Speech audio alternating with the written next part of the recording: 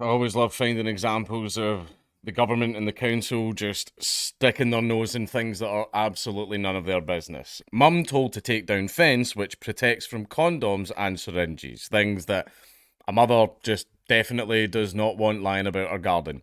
Natalie Anderson said that she replaced wire fencing outside of her home in Bilston, Midlothian herself.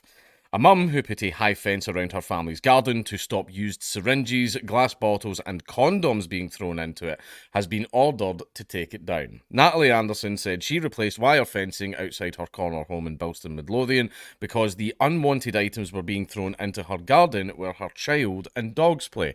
Now, yeah, I can absolutely see that. After all, it is her property, and she should be able to erect whatever fucking fence that she wants on her property, especially if it's to protect her children from AIDS and Hep C, like riddled syringes being thrown into the garden.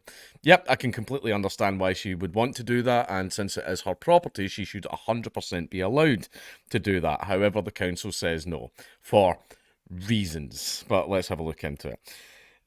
But when she put a retrospective planning application in for the fence, she was told that part of it was too high and would have to be halved in size. Why?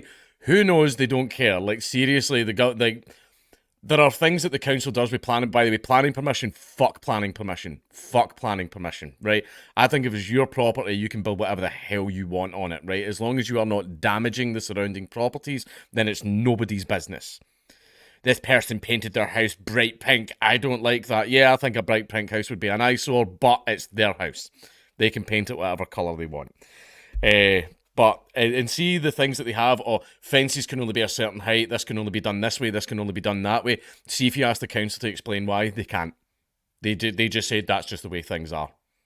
Like they never give you a reason. They never actually give you a reason for it. They can't explain these rules. They just follow them blindly and expect you to do it as well. It's honestly absolutely terrible. Natalie lodged an appeal against the decision with Scottish ministers, but says her first attempt was lost and the second rejected because it should have gone to the council's own local review body.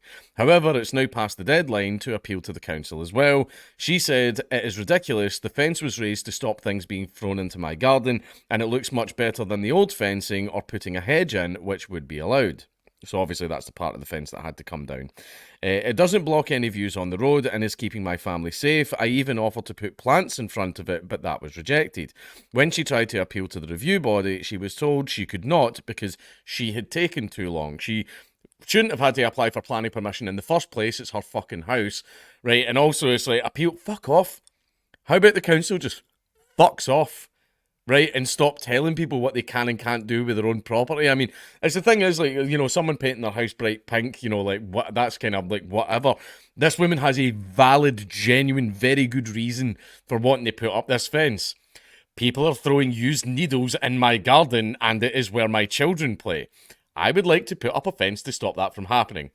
I think that's fair. I think that's very, very fair. That is a very, very good reason. That's a very good reason to have a fence put up. But the council's like, no, we won't talk about the reasons why. Like, honestly, I fucking hate the council. She said, I didn't see anything in the letter telling me the fence had to be reduced in size, which told me where I should appeal to. Now the council are saying because I went to the wrong place first, I have taken too long and had to appeal within 3 months of the decision. No objections were lodged against the fence, which is just under a metre high along the front of the house, rising to 1.8 metres at the side of the property, which I think from the pictures I could see there was like a lane, there was like an alleyway, which or not, you know, chosen hangout places for undesirables, which would explain the needles, so I can understand why she wanted it high at that point. And in the planner's own report, they acknowledged that their senior road manager had no objections, telling them that while the higher fence will result in a general reduction in visibility in the area, driver visibility at the junctions will still be adequate, and the proposal does not raise any major road safety issues. I realise that sometimes it happens at the roads. That's why I never live near a main road. Because if you live near a main road and you try and do anything with your fencing, the council come down on you right away. And especially people like at corners, sometimes you're told you're not allowed a fence because it blocks the view of whatever lane is coming into the main road. Seriously. I know a guy who was outright told by the council he wasn't allowed a fence. It's stupid. However, planning officers disagreed, telling the applicant the fence must be reduced in height to 1.2 metres, saying it would appear less stark and be more in keeping with the surrounding area and have less of an impact on road safety, despite the fact that the road expert literally came in and says there's no impact to road safety. So that's the reasons. It would appear less stark and be more in keeping with the surrounding area. That's why the councils came in. That's their reasons. That's their dumb fucking stupid reasons. The good council literally went, I don't like the way it looks. And it's like, okay, I'll tell you what then. You buy the house from her, then it becomes your property and you can put up whatever fucking shitey fence you want. How about that? Or how about this woman owns this house and it's none of your fucking business? It's literally none of your fucking business what this woman does to her house, especially when there's a fucking very good reason for it. The decision letter approving the fence but demanding the higher parts are reduced in height included appeal information and small print notes on its final page. This is dumb. This is absolutely stupid, and it's just the government just coming in and fucking... That's one thing that really bothers me, because it bothers me in America as well. When it comes to property, you don't own it. You don't actually truly own it. Right, in America, you need to pay property taxes. Right, so I bought this property. You know, I don't have a mortgage on it. I flat out own this property. Well, you don't, because you need to pay property taxes for the privilege of owning it. Like, the fact that you own this property means you need to pay money for the property to the government for some reason. And we've got the same thing over here with council tax, where I've got a flat that currently has no one in it. Nobody's in it. It's an empty place because I'm doing it up. I pay council tax for it. Now, when you ask, what's council tax for? Oh, that covers things like water and bin pickup and blah. All right, okay. That none of that's happening. Nobody's in the house. So I don't have to pay the council tax then, do I? No, actually, yes, you can. Yes, you have to pay the council tax. Like, stupid. So that means, and if you don't pay these taxes, they take your property from you. So see, everyone talks about the Great Reset. You will own nothing. We already do. We already don't own anything. Because we have to pay the government for the privilege of owning property that we bought with our own money, which means, and they can come and take it from us at any time. Plus, we're not allowed to do, basically, my rule is, don't damage the properties around you and do whatever, that's it. You can do whatever the hell you want with your property. That's it.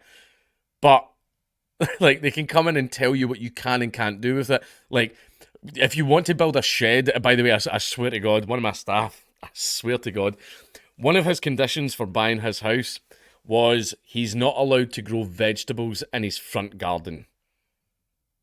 I called him a liar, and he brought the documentation in and showed it to me. Council mandate, he's not allowed to grow vegetables in his front garden. It's his fucking garden. He can grow whatever the fuck he wants in it. It's stupid. You don't actually own anything.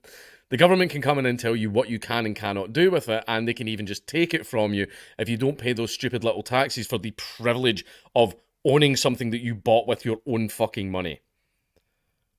Right? So everyone talks about the Great Reset. You will own nothing. You know, technically you already don't.